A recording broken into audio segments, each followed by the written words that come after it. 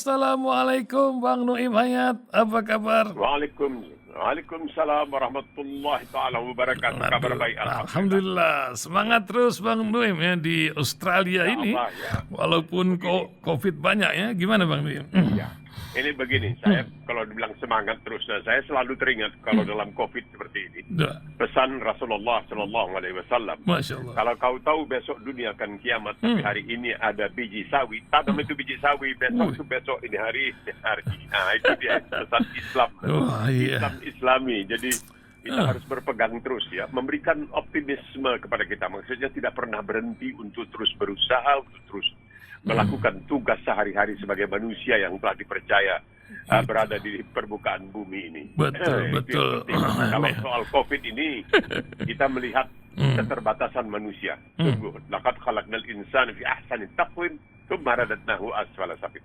Jadi manusia ini begitu hebat tapi begitu jelek. Artinya punya senjata bisa menghancurkan umat manusia secara keseluruhan berkali-kali, tapi tidak punya kemampuan untuk melawan ini ya, boleh dikatakan virus-virus kecil. Ya, jadi betul. seperti dikatakan seorang anak perempuan kecil di Australia kepada orang tuanya, Bu, katanya, kenapa katanya kita disuruh cuci tangan pakai sabun dan itu bisa menyelamatkan kita dari COVID? Kenapa kita katanya nggak bisa menyelamatkan dengan cara lain? Kok dengan cara sederhana seperti itu, tapi kita tidak bisa memusnahkan virus COVID-19? Masya Allah, ya. Luar biasa tuh metode wudhu ya terlihat di situ. Tapi Bang Nuim, bencana ini memang luar biasa. Dunia ini perubahan iklim, di Jepang panasnya minta ampun, di Amerika danau terbesarnya pun kering ya, sehingga tertemu kapal perang zaman dulu.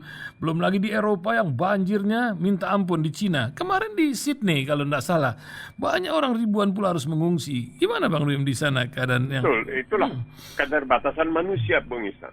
Kemudian di Eropa terjadi kebakaran hutan.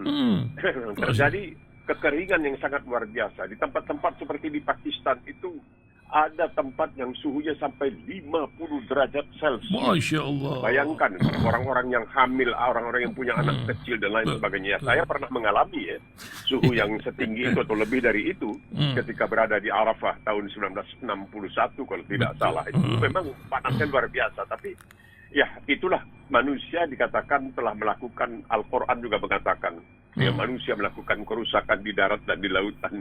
Jadi nampaknya memang betul apa yang dikatakan oleh Al-Quran itu, tapi banyak orang yang masih saja kalau sudah sampai kepada Al-Quran, kepada Islam, mereka seakan-akan kurang begitu serk gitu, kurang begitu enak, sehingga ketika ada berita bahwa Tunisia tidak lagi akan menyebut Islam sebagai agama resmi negara tersebut, wah banyak yang kirim pesan ke saya. Tuh, nah, Tunisia saja katanya, ya memangnya siapa yang rugi? Islam yang rugi? Ya tidaklah. Manusia yang rugi, bukan Islam yang rugi. Ya, mereka mengatakan, ya ini umat Islam ini mencoba mencocok-cocokkan katanya peristiwa-peristiwa yang terjadi itu dengan apa yang ada dalam Al-Quran. Nah, bagaimana mencocok-cocokkan? Memang ada di dalam Al-Quran itu sudah ada sejak 1.500 tahun yang lalu hampir. Tapi ya itulah, kalau memang orang tidak bisa melihat dan tidak mau melihat, kita tidak peduli juga. Yang rugi bukan Islam, tapi mereka sendiri. Iya, memang luar biasa. Dan manusia ini tidak cukup dengan alam yang sudah diberikan. Nampaknya pun rebutan lahan pun terjadi ya. Tapi kalau rebutan di perkembangan di Ukraina ini, ketika Presiden Joko Widodo datang ke sana menjadi berita viral juga kali ini. Ketika pihak Ukraina mengatakan tidak ada pesan, kalau pesan terbuka, sementara pertemuan di Vladimir Putin itu lebih cenderung kepada pertemuan ekonomi. Apa yang Bang Nuim lihat dari perkembangan yang ada ini, sebuah ikhtiar? Sementara Ukraina Timur itu sudah hampir habis hari ini dilalap oleh Rusia itu. Gimana Bang Nuim? Ya, itu satu hal yang barangkali akan terus berkelanjutannya. Mereka semua mengatakan ini Ukraina dan lain sebagainya, dan ini yang dikhawatirkan Taiwan dan lain sebagainya. Tapi bagi kita di Indonesia, barangkali yang perlu direnungkan adalah bahwa pihak Presiden Joko Widodo mengatakan membawa pesan dari Zelensky kepada Putin. Sementara Ukraina mengatakan pesan apa? Kita nggak ada titik pesan apa-apa. Ya, ini bagaimana ini kita menanggapi ini? presiden, ini saya baca tadi di Tempo Interaktif. Iya. Ada 3 berita penting, di antaranya pengakuan oleh pihak Indonesia telah dititipi pesan oleh Zelensky untuk disampaikan kepada Putin. Kemudian Ukraina yang dikatakan telah menitipkan pesan membantah, ya ini bukan main-main ini kredibilitas kita akan dipertanyakan orang. Kenapa bisa jadi seperti ini? Kan ini kan tidak masuk di akal. Ini seorang presiden negara keempat terbesar di dunia. Negara yang keempat terbesar di dunia. Ya, betul. Setelah Cina, setelah India, setelah Amerika, Indonesia negara keempat terbesar di dunia. Bagaimana kita bisa terjadi ini? Kita tidak tahu mau percaya kepada siapa sekarang ini. Mesti ada keterangan, mesti presiden harus menjelaskan ini secara tuntas. Saya melihatnya begini, ada kemungkinan Zelensky tidak mau memberikan sesuatu pesan kepada Presiden Joko Widodo karena Indonesia itu tidak secara tegas mengutuk apa yang dilakukan oleh Rusia. Dan Indonesia juga dikabarkan akan mengundang Vladimir Putin pada bulan Desember untuk G20 nanti. Itu kemungkinan saya. Itu hanya kemungkinan daripada apa yang saya lihat terjadi. Tapi kenyataan bahwa Presiden Jokowi dikatakan telah menerima pesan dari Zelensky, yaitu Presiden Ukraina, untuk disampaikan kepada Putin yang kemudian dibantah oleh pihak Ukraina. Ini bukan sesuatu yang sepele, ini luar biasa, ini Presiden kita ini. Kalau dahulu tahun 60-an saya tahu bahwa Dr. Subandrio memang pergi ke India untuk mendamaikan antara India dengan RRT. Itu benar, kita tahu. Tapi berhasil atau tidak, itu wallahu a'lam bishawab. Nah sekarang ini, zaman seperti sekarang ini, apakah mungkin seorang Presiden Republik Indonesia, negara keempat terbesar di dunia, yang dikatakan dikagumi oleh semua orang, kemudian dibantah begitu saja? Dia mengatakan menyampaikan pesan kepada Putin, lalu Ukraina bilang pesan apa? Apakah ada salah informasi, mungkin bisa jadi terjemahan tidak benar atau bagaimana? Wallahu a'lam. Saya jadi betul-betul merasa gusar ya, betul-betul gusar. Ini kan mau tidak mau ini kan harkat martabat bangsa Indonesia. Ya. Harkat martabat bangsa Indonesia, masa presidennya bisa sampai itu dikatakan, ya kan dia akhirnya secara tidak langsung mengatakan bohong gitu. Kita nggak ada titip pesan apa-apa. Saya merasa ini sesuatu yang perlu diluruskan, ini perlu dijelaskan, tidak bisa dibiarkan begitu saja karena nanti ya nama kita akan jelek sekali ini. Nanti kita dibilang lancang saja ini katanya, dia barangkali bertindak sendirian aja tanpa ini. Saya mengerti siapa penerjemahnya waktu itu dan ini sesuatu yang perlu diluruskan, perlu diklarifikasi istilahnya zaman sekarang ini. Kalau tidak, ini memalukan. Jadi jangan disembunyikan saja, atau kata orang Inggris ya disapu ke bawah permadani, udah hilang, tapi masih ada di situ, cuma tidak kelihatan lagi. Iya, jangan sampai terjemahannya Google Translate mungkin ya. Tapi hari ini Perdana Menteri Australia kalau saya kemarin ya pergi ke Kiev, beberapa kota dikunjungin. Saya dengar begitu gitu kan, Bang Leo. Wah, hebat sekali. Dia naik kereta api khusus, itu ada kereta api diplomatik, dan di sana dia disambut luar biasa. Ya karena apa? Karena Australia memberikan bantuan kepada Ukraina. Paling tidak bukan hanya bantuan istilahnya bantuan moral, tetapi juga bantuan material, memberikan senjata dan lain sebagainya.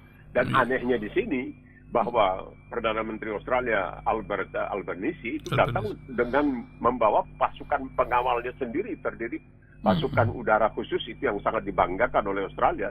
Special Air Service itu yang sangat, kabarnya dahulu ketika George Bush akan menyerbu Irak, itu yang dikirim pertama untuk mengamankan masuknya bala tentara Amerika ke Irak itu adalah Special Air Service, pasukan udara khusus Australia yang dikirim ke sana untuk mengamankan daerah itu. Dan ini dikirimkan ke Ukraina, tapi mereka tidak pakai pakaian resmi. Mereka pakai pakaian biasa saja katanya, tapi bawa senjata juga tidak senjata berat. Senjata berat ada di dalam mobil katanya. Sementara Albanese pakai mobil Land Cruiser kalau tidak salah, yang sudah dibuat perisainya, ada perisai khususnya. Jadi ada pasukan komando, dua pasukan. Satu pasukan komando, anggota pasukan komando, satu anggota pasukan udara khusus Australia ini yang sangat terkenal kabarnya.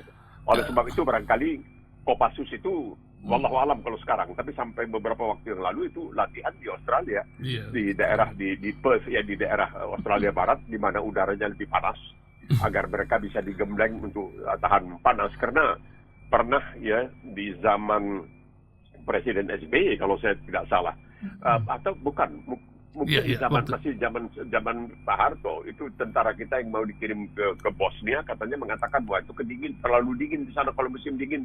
Kita tidak punya peralatan dan perlengkapan untuk berada di tempat yang begitu dingin. Tapi kalau dengan Perserikatan Bangsa-Bangsa kita bisa kan bertugas di Lebanon misalnya, tapi barangkali peralatan dan pakaian semua diberikan oleh Perserikatan Bangsa-Bangsa. Jadi nampaknya di sini memang Australia tidak mau ambil resiko, maka dikerahkanlah sebagian pasukan khususnya yang itu disebutkan Special Air Service, yaitu pasukan udara khusus dan pasukan komando. Jadi ini ada dua bentuk pasukan ini, yang dua-duanya ini konon dianggap sudah sangat berpengalaman. Jadi mereka tidak lagi begitu canggung untuk melakukan pengawalan terhadap Albert Albanese, dan dia juga sampai ke Kiev tadi seperti dikatakan, dan kelihatan di situ pesawat raksasa itu Anatov itu hancur di situ, dan bagaimana pasukan perlawanan Ukraina bisa mempertahankan bandara di Kiev sehingga bala tentara Rusia tidak bisa mendarat, dan itu boleh dikatakan menggagalkan hasrat dan keinginan Rusia untuk bisa menguasai Ukraina dalam hanya beberapa hari. Ya, cerita pasukan Australia ini apa benar Bang Nuim sekarang itu banyak disuruh belajar bahasa Indonesia, bahkan bukunya itu dari dunia di mata Bang Nuim Hayat, gitu apa betul Bang Nuim? Enggak, tidak juga. Jadi mereka begini, di Australia ini, di Melbourne, tempatnya di Melbourne ini, kira-kira kalau dari tempat saya mungkin 50 km, itu namanya Point Cook. Di situ ada sekolah bahasa asing milik Angkatan Udara Australia. Jadi kita dahulu dari Indonesia juga pernah dikirim, misalnya untuk belajar bahasa Vietnam. Itu dikirim ke Australia. Dikirim ke Australia karena hubungan kita kan dengan Vietnam kurang begitu baik ya. Waktu itu Vietnam komunis, kita anti komunis dan sebagainya. Nah, ini sekolah bahasa ini saya kagum betul. Kemarin ini saya sempat ke Canberra sebentar dan saya berjumpa dengan seorang warga negara Australia, istrinya orang Indonesia. Saya belum pernah berjumpa dengan seorang Australia yang bahasa Indonesianya barangkali lebih bagus dari cukup banyak orang Indonesia sendiri. Ada yang menarik itu dia menjelaskan sejumlah tulisan kepada saya. Ini tulisan yang dia simpan, yang saya tulis sejak tahun 70-an. Judulnya itu dalam judul Ngibul Hikayat, bukan Sahibul Hikayat, tapi Ngibul Hikayat bersama Nuim Hayat. Dan ya, saya bilang janganlah, kamu simpan aja, nggak usah saya. Jadi dahulu saya memang sering diundang, tuh paling tidak setahun 3 kali diundang ke sekolah bahasa di Point Cook untuk menyampaikan semacam bisa dikatakan ceramah atau kuliah umum mengenai bahasa Indonesia kepada para murid yang belajar. Jadi murid-murid yang ikut belajar itu bukan hanya tentara Australia, tetapi juga dari misalnya Departemen Luar Negeri, diplomat-diplomat yang akan dikirim ke Indonesia itu dikirim ke sana dahulu. Begitu mereka masuk bulan Februari, nama mesti ditukar. Tidak boleh pakai nama Australia. Sejak itu mereka harus berusaha untuk terus berbahasa Indonesia. Jadi intensif sekali. Dan dalam setahun, seperti saya katakan, itu kemampuan mereka berbahasa Indonesia sudah sangat baik. Jadi saya heran bahwa mereka bisa begitu cepat belajar bahasa Indonesia karena barangkali sistem pengajarannya mungkin perlu ditiru barangkali, sehingga dalam mempelajari bahasa Indonesia yang kata orang setelah 3 bulan orang asing bilang, bahasa Indonesia ini gampang, 3 bulan saya udah bisa. Setelah 3 tahun dia bilang, wah enggak, saya belum fasih, belum mampu berbahasa Indonesia dengan baik setelah 3 tahun. Iya, luar biasa. Tadi Bang Nuim menyinggung Libanon sedikit, Bang Nuim. Ini luar biasa. Kemarin tuh Libanon itu, khususnya Hizbullah itu mengirim 3 drone ke pangkalan minyak Israel yang di dekat Mediterania sana. Apa akan terjadi nih? Libanon ini kan macam bara dalam api buat Israel. Bahkan Hizbullah sudah banyak berkolaborasi di Syria pula. Bagaimana peta geopolitik ini akhir ini, Bang? Ini memang Hizbullah ini duri dalam daging. Karena Israel pernah dipermalukan. kan pernah Israel mau masuk ke Lebanon, lalu dibiarkan. Banyak orang mengatakan minta kepada Inggris dan Amerika supaya memberitahu kepada Israel, sudahlah, coba gencatan senjata. Oh tidak, jangan. Ini sebentar beres ini. Akhirnya setelah 31 hari tidak juga beres, malu. Nah, ini memberikan contoh yang tidak baik. Masa salah satu angkatan bersenjata yang terbaik di dunia tidak bisa mengamankan, tidak bisa melumpuhkan Hezbollah setelah 31 hari, hingga akhirnya ya dibujuklah, jangan bikin malu, nanti semua orang pikir bisa aja melawan Israel. Jadi memang keadaan di Israel, tapi juga kita mengetahui bahwa drone yang dikirim itu kebanyakan tidak bersenjata dan sudah ditembak jatuh, termasuk dari Hamas sudah ditembak jatuh oleh Israel. Oleh sebab itu Israel sering sekali menyerang Syria, ke Suria, karena di Suria itu ada Hezbollah. Yang mereka serang itu antara lain ya kepentingan Iran dan Hezbollah di Suria. Mereka tidak mau menyerangnya di Lebanon. Kenapa? Karena Lebanon itu terlalu dekat berhadapan dengan Israel. Nanti kalau diganggu ini mungkin Hezbollah bergerak lagi, terjadi lagi apa yang pernah terjadi sekian tahun yang lalu yang sangat mempermalukan Israel. Dan sekarang kita mengetahui Israel ini kan sebetulnya kucar-kacir, tapi bisa bertahan terus.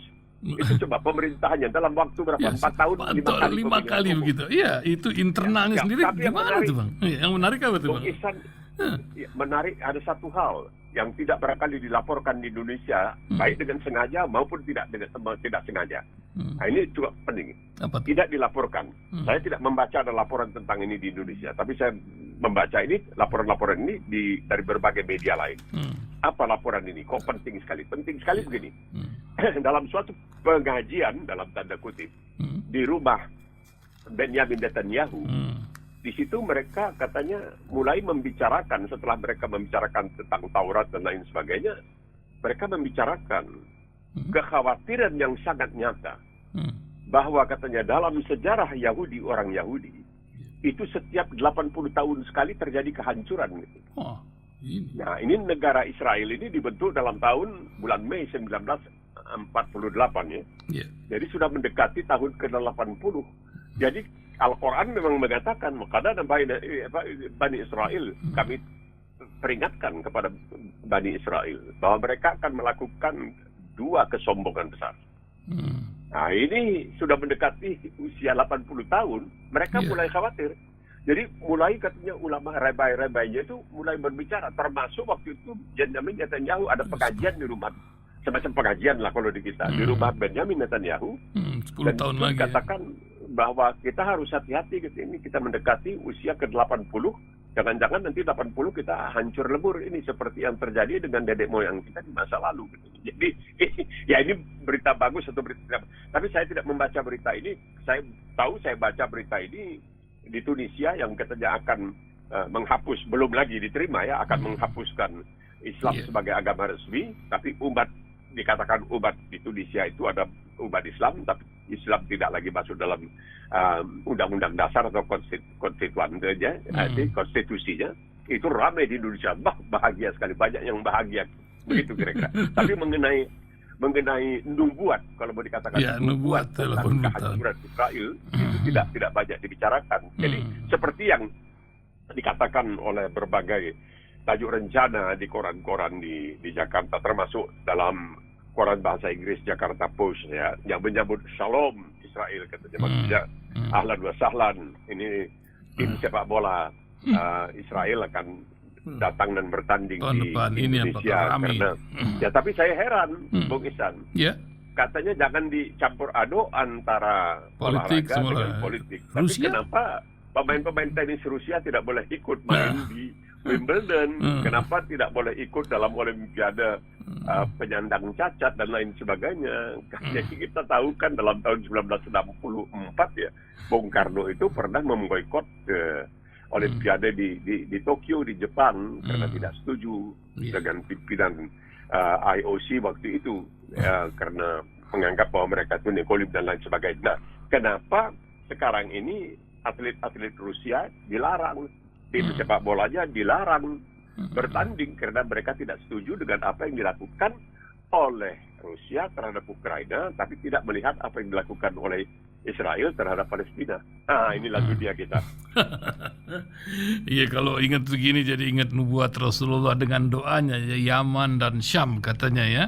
Tapi memang kalau lihat Najat sekarang memang bikin garu-garu kepala Bang Nuim ya. Ini memang sebuah fenomena yang seperti diterakan, tapi wallahu alam bisalah perubahan yang terjadi. Yang pasti hari ini haji sedang berangkat ke sana dan kita orang-orang Indonesia pun terbelah masalah Arafah, haji, kurban dan puasa yang sedang sebagian jalankan ini. Bagaimana Bang Nuim di sana dan komentar Bang Nuim menghadapi perbedaan melihat wujud dari bulan ini? Silakan Bang Nuim. Ya, kalau Australia dipandu nampaknya apa yang terjadi di Arafah, begitulah. Oh, di Arafah. Pegang di Arafah. Gitu. Apa yang terjadi di Arafah. Jadi di sini paling tidak puasa terakhir itu bulan hari Jumat, insya Allah, dan Aidil Adha, Aidil Kurban, hari Raya Haji orang kita hari Sabtu. Tapi ini sebenarnya adalah sesuatu yang bukanlah sesuatu yang sangat luar biasa. Ini sudah dari sejak dahulu bisa terjadi. Dari sejak dahulu sudah bisa terjadi. Apakah perlu adanya pemusatan? Nah, banyak yang mengatakan, oh tidak. Kita ini bukan agama yang ada komando aja satu, tidak. Komando kita Al-Quran dan bagaimana kita menafsirkan Al-Quran itu sendiri. Jadi macam-macam penafsiran yang bisa disampaikan berdasarkan telaahan yang dilakukan. Jadi bagi sementara orang ini dikatakan di sini letak kehebatannya itu karena apa? Karena memang penafsiran itu bisa berbeda-beda sesuai dengan etimologi kadang-kadang, karena ilmu bahasa yang ada di dalam Al-Quran itu yang luar biasa, bahasanya sendiri diakui sangat luar biasa, tapi penafsirannya bisa bermacam-macam. Sehingga ada yang mengatakan tidak menjadi soal dan jangan dibesar-besarkan. Sebagaimana halnya dalam siam, dalam berpuasa. Ada yang ru'yatul hilal, ada yang mengatakan saya hisab. Kenapa tidak hilal? Ini sudah zaman modern. Kita sudah bisa menggunakan teleskop dan lain sebagainya. Kenapa kita mesti pakai ru'yatul hilal? Tapi di zaman itu juga ada yang mengatakan, lah pada zaman itu keahlian matematika orang-orang yang ada di zaman itu sangat luar biasa. Semua orang tahu Al-Khawarizmi itu dengan Al-Jabar dan lain sebagainya itu dari Islam, dari Muslim. Ya, jangan dibantah, itu kenyataan. Jadi mereka itu memang luar biasa ahlinya. Tetapi dalam hal ini ada tantangan, katanya. Kamu terima ini sebagai suatu keimanan. Jadi tidak lagi dengan mengatakan, oh saya mesti lihat dengan mata. Tidak, atau dengan alat-alat, tidak. Tetapi kamu melihat dengan mata telanjang dan sebagainya. Jadi ada peristiwa misalnya ketika pada tanggal 30 Ramadan, datanglah sesuatu kafilah datang masuk ke Madinah, kelihatan sore hari sunyi senyap. Maka ketika pimpinan kafilah bertanya, kemana orang-orang ini? Oh, lagi tidur, kan puasa. Ya, kami tadi malam sudah melihat ada bulan, kami ru'yatul hilal. Iya, diberitahu, disumpah dan lain sebagainya. Oke, batalkan puasa, besoknya baru salat. Tapi ada yang mengatakan tidak. Dengan adanya ilmu pengetahuan, dengan kemampuan teleskop dan lain sebagainya, dan tentunya meteorologi dan lain, ya tidak perlu lagi untuk ru'yatul hilal seperti itu, cukup kalau kita kalkulasi saja. Jadi kalau memang betul ini merupakan ikhtilaf yang berbeda, maka Rasulullah mengatakan bahwa ikhtilafu ummati rahmah, bahwa perbedaan antara umat aku adalah rahmah. Insya Allah ini kita anggap sebagai satu rahmah. Oke, di Arab Saudi tanggal 9, oke di Indonesia tanggal 10. Ya, itu terserah. Nanti pertanggungjawabannya insya Allah dengan niat yang baik. Innamal a'malu binniyah. Allah Subhanahu wa taala insya Allah mudah-mudahan Allah mengampuni segala kekurangan kita sebagai manusia. Iya, memang luar. Tadi Bang Nuim yang tadi itu Syam dan Yaman yang hancur blaur itu, kapan itu bisa selesai kalau versi Bang Nuim itu? Itu ya, memang ini merupakan bagian dari ketidakmampuan bangsa Arab. Karena pernah ya ada yang mengatakan Rasulullah SAW itu meminta kepada Allah Subhanahu Wa Taala 3 hal, yaitu jangan sampai ada kelaparan di Timur Tengah itu, karena itu tempatnya padang pasir, bagaimana mau tanam ini tanam itu untuk dimakan dan lain sebagainya. Allah SWT mengatakan iya, mereka tidak akan kelaparan, dan tampaknya sampai sekarang tidak ada kelaparan ya. Kemudian Rasulullah SAW minta supaya 2 kota suci, Makkahul Mukarramah, Madinatul Munawwarah, supaya tetap dijaga kesuciannya. Masya Allah SWT mengatakan, baik. Ketiga, minta kepada bangsa Arab untuk bersatu. Nah, Masya belum ada jawaban. Hmm. Nah ini, jadi bersatu, ya, wa'tasimu bihablillahi jami'an, wala tafarraqu ini memang dari sejak semula sudah tidak terjadi. Sudah terpecah belah setelah habisnya masa dalam tanda kutip zaman keemasan Islam itu terjadi ini. Dahulu kita lihat, kalau kita baca buku-buku sejarah, dikatakan bagaimana bala tentara Muslim yang begitu kecil bisa masuk ke mana-mana, disambut dengan sangat luar biasa oleh penduduk yang non-Muslim. Karena mereka menganggap kalau diperintah oleh Muslim, mereka akan mendapatkan keadilan dan kemakmuran. Yang paling penting itu keadilan dan kemakmuran. Sehingga Islam itu dalam waktu yang begitu singkat, dari lautan Atlantik sampai ke India, sampai kemana-mana. Nah, itu luar biasa. Itu luar biasa. Tapi itu situ persatuan itu. Nah, setelah Perang Dunia Pertama itu menjadi salah satu bukti bagaimana mudahnya orang-orang Arab itu dipecah belah. Dibujuk oleh Inggris, dibujuk oleh Perancis. Nanti kalian kami kasih ini. Pokoknya kalian bantu kami untuk mengusir Turki. Karena ini khilafah Turki ini 700 tahun. Ini khilafah Islami. 700 tahun. Sekali lagi, ini khilafah Islami. Khilafah yang dilarang-larang inilah sekarang ini. Nah, kalau saya ingat, saya waktu itu masuk ke Austria di Wina. Di situ mereka pasang tulisan besar-besar. Satu-satunya yang disumbangkan Turki kepada kami hanyalah kopi. Gitu. Mereka sakit hati, ya. Sakit hati. Tidak, tapi benar. Jadi 700 tahun itu luar biasa. Itu emporium yang disebutkan emporium. Itu 700 tahun yang berkuasanya. Nah, itu seperti saya katakan, seorang sultannya Sulaiman kalau saya tidak salah. Sulaiman mengatakan kepada alim ulamanya, saya menghendaki semua rakyat mesti Muslim. Langsung para alim ulama mengatakan, tuanku tidak boleh memaksa orang untuk memeluk agama Islam. La ikraha fiddin. Itu dikasih tahu, iya nggak boleh. Itu yang tidak pernah kenapa orang tidak pernah memikirkan itu?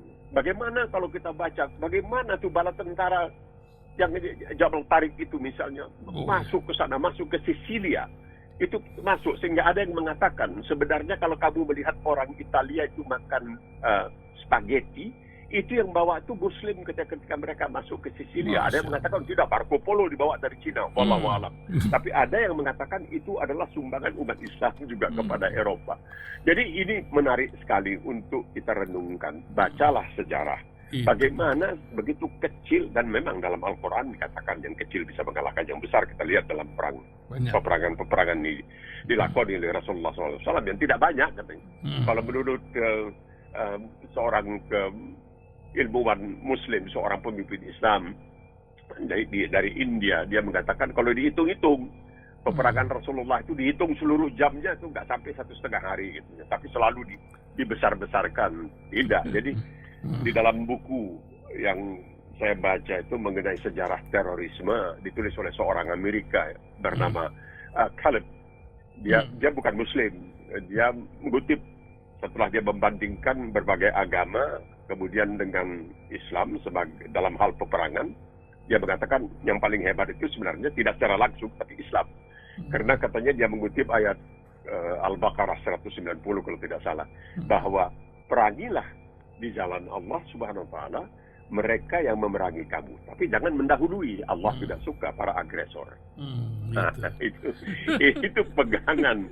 Itu yang tidak barangkali banyak yang tidak mau mendengar karena ini agak positif mengenai Islam. Jadi mereka bilang enggak lah, mau cari-cari di mana yang negatifnya itu kita angkat-angkat, kita tonjolkan. Nah inilah Islam ini begini. Nah itu dia. Masya Allah. Nggak tahu.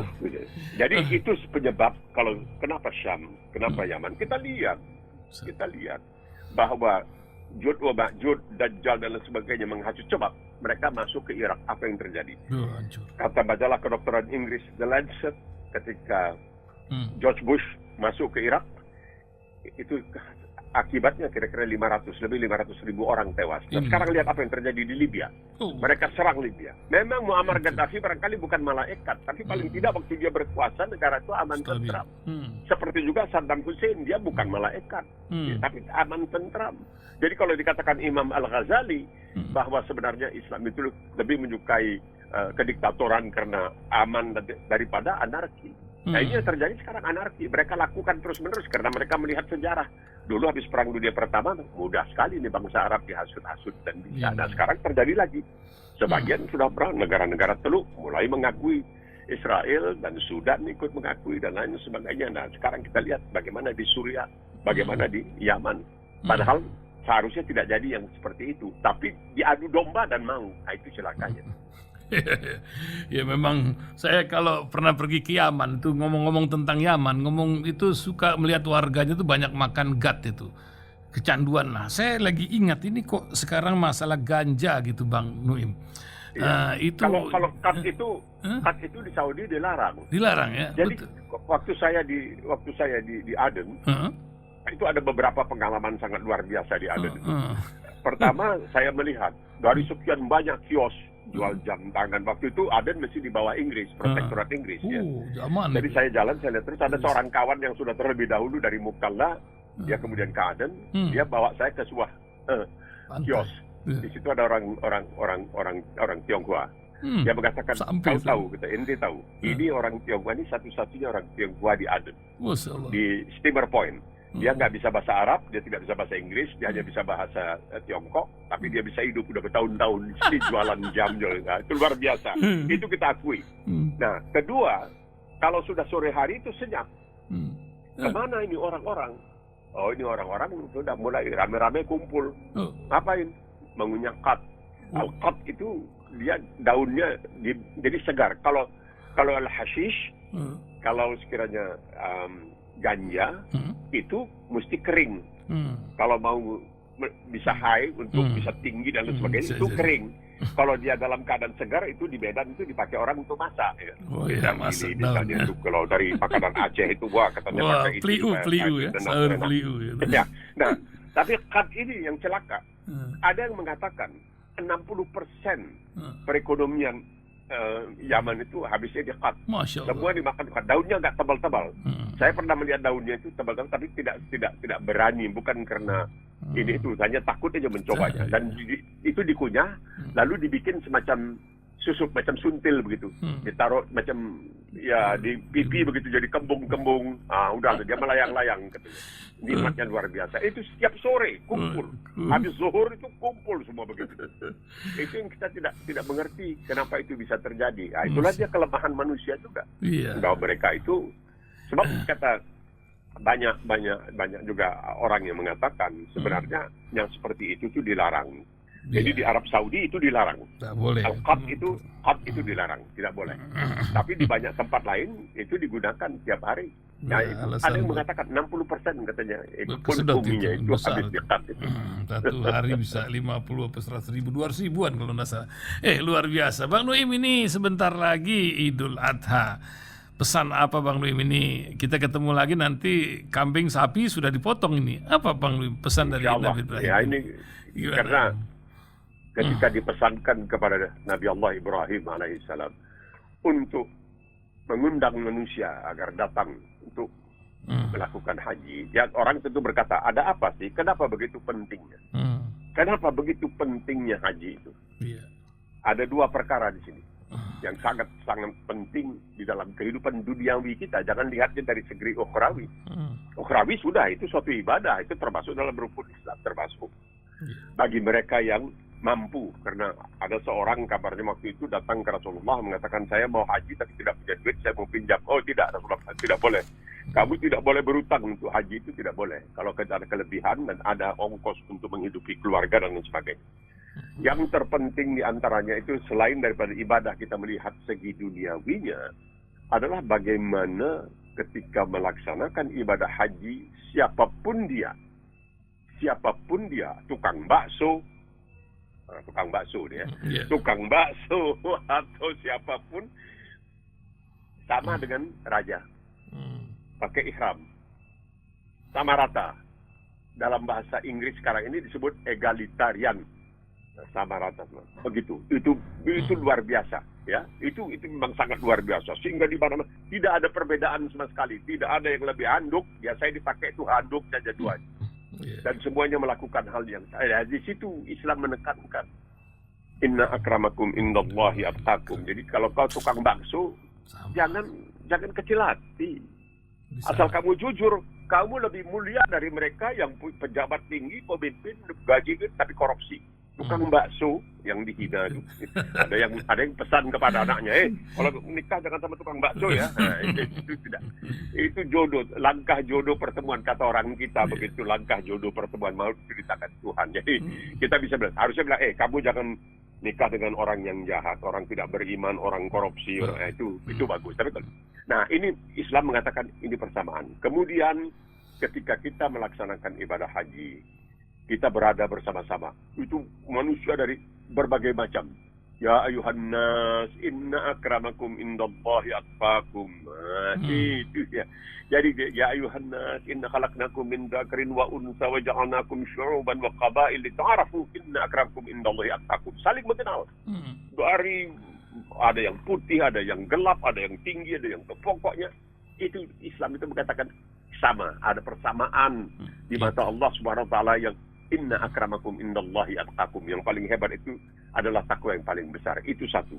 Yang kedua, biasanya diingatkan bagaimana pesan haji wada, haji perpisahan yang disampaikan oleh Rasulullah SAW, yang oleh Profesor Christopher Wiramantri. Dia seorang non-Muslim, dia pernah menjadi dekan Fakultas Hukum di Melbourne, di Universitas Monash di Melbourne, pernah menjadi hakim di pengadilan di Mahkamah Internasional di Den Haag. Ketika menyampaikan ceramah mengenai hak asasi manusia, dia mengatakan mau tidak mau, dia seorang Katolik dari Sri Lanka, mau tidak mau kita harus mengakui bahwa asal usul cikal bakal fondasi dari hak asasi manusia berasal dari Islam, yaitu khutbah wada, khutbah perpisahan yang disampaikan oleh Rasulullah SAW setelah menyelesaikan ibadah haji. Itu ingat, Rasulullah itu haji hanya sekali, bukan 2 kali, hajinya hanya sekali. Nah, itulah dia katanya. Pesan yang disampaikan oleh Rasulullah itu merupakan landasan, fondamen, cikal bakal dari hak asasi manusia. Subhanallah, luar biasa. Allahumma sholli ala Muhammad wa ala ali Muhammad. Terima kasih Bang Nuim. Semoga Idul Korban apa nih? Sapi apa kambing? Di sana motong apa, Bang? Kambing saja. Kambing besar ya. Kalau di orang kita kongsi sapi. Masya Allah. Terima kasih Bang Nuim pagi hari ini. Semoga aktivitas kita selalu bermanfaat untuk orang banyak, insya Allah. Amin. Terima kasih. Ya Rabbal Alamin. Amin. Assalamualaikum Bang Nuim. Waalaikumsalam warahmatullahi wabarakatuh.